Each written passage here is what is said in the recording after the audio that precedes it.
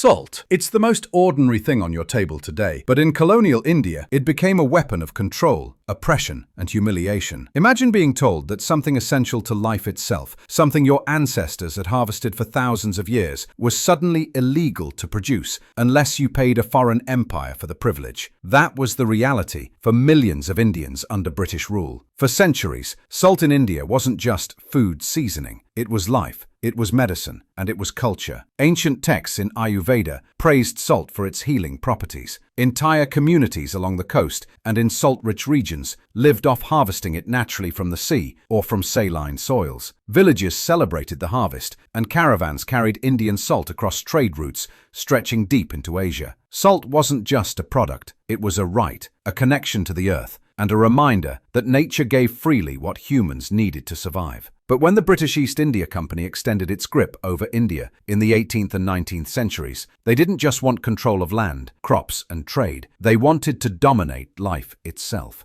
And so, salt became one of their most lucrative monopolies. By the early 1800s, strict salt laws banned ordinary Indians from freely collecting or producing salt. Instead, they were forced to buy heavily taxed salt sold by the colonial authorities. Think about that. A poor farmer or fisherman couldn't simply gather salt from the ocean near his village. A mother couldn't dig salt from the ground her family had lived on for generations. Doing so was a crime, and if they dared break the rules, they could be fined, imprisoned, or publicly shamed. For the British Raj, this was a gold mine. Salt revenues became a pillar of their finances. For Indians, it was another chain, one that cut into their health, their dignity, and their survival. The monopoly was brutally efficient. British officers and Indian enforcers patrolled the countryside to ensure that no one was secretly making or trading salt. Families were forced to purchase British salt, even if they lived right next to natural salt pans. Villagers who resisted were beaten, jailed, or had their property seized. Smuggling networks sprang up, with people risking everything to move contraband salt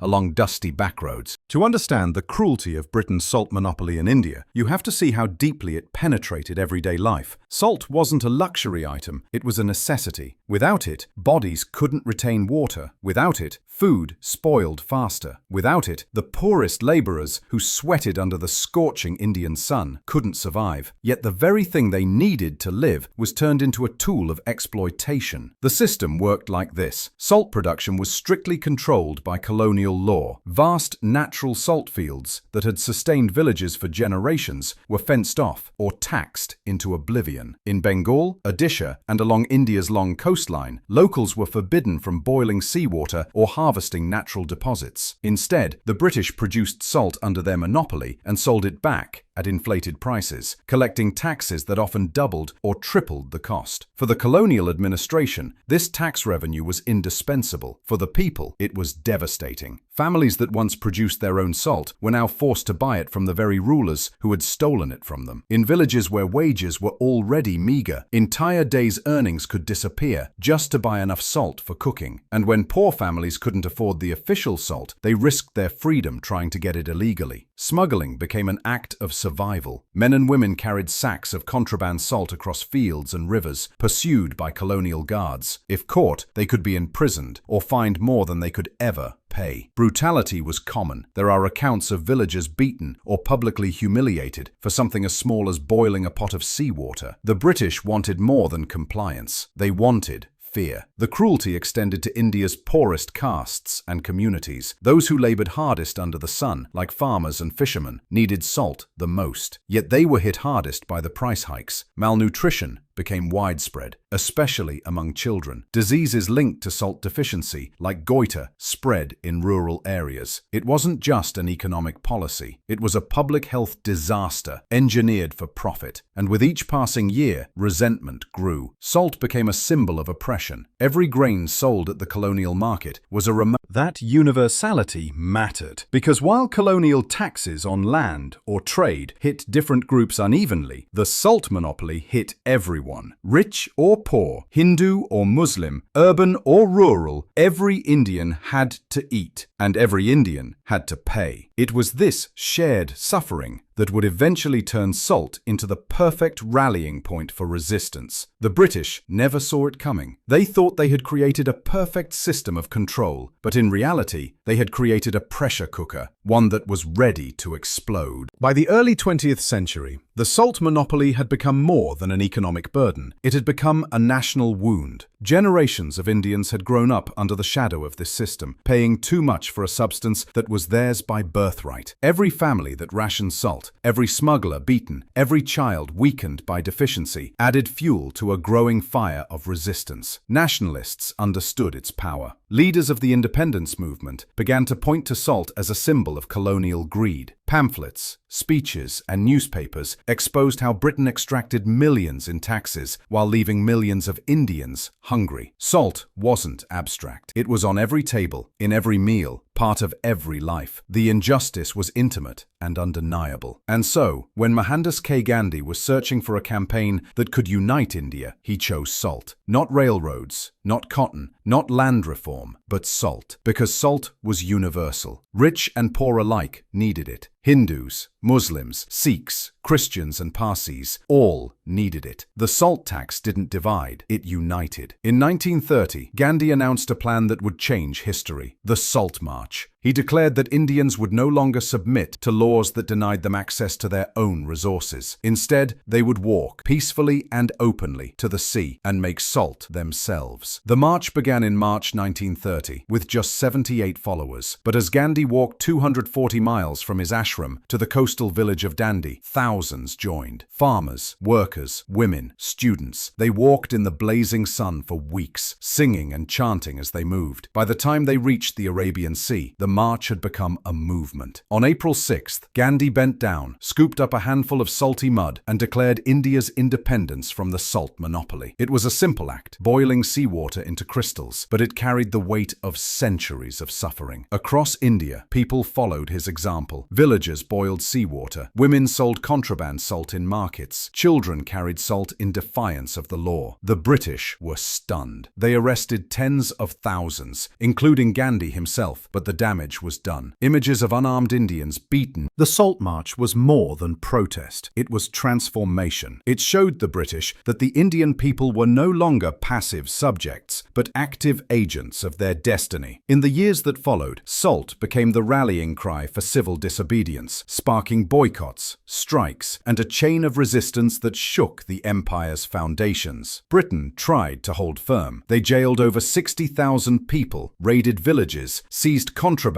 salt, and beat peaceful demonstrators. But repression only magnified resistance. The Salt Campaign proved what Gandhi had long believed, that when ordinary people confront injustice with courage and unity, even the mightiest empire can be forced to bend. Internationally, the Salt March was front-page news. Photographs of frail but defiant Indians boiling seawater contrasted with reports of police brutality. American and European newspapers condemned Britain's cruelty. Suddenly, India's independence struggle was no longer a distant quarrel. It was a global moral cause. And while the salt tax itself lingered for years, the monopoly's symbolic power was broken. The British Empire had lost its moral legitimacy. Within less than 2 decades, India would achieve independence, and the salt struggle would be remembered as one of the sparks that lit the fire. But the story of salt doesn't end in 1947. It remains a lesson in how power works. Britain didn't need guns to control India. It needed control over the most basic resources of life. By monopolizing food, clothing, and salt, it kept a nation in check. The Salt March shattered that illusion, proving that even something as small as a crystal of salt could become the weapon of a people's liberation. Today, when we sprinkle salt on our food, it seems ordinary, but in India, salt carries the memory of generations who lived under its weight, and of a movement that turned the simplest substance into a symbol of freedom. So the next time you taste it, remember, salt is not just seasoning. In India's struggle against the British, it was resistance, unity, and revolution. And if you've learned something new today, make sure to like this video, share it with someone who loves history, and subscribe for more untold stories of the past. Thank you for watching. Subscribe for more deep dives into the world's incredible histories.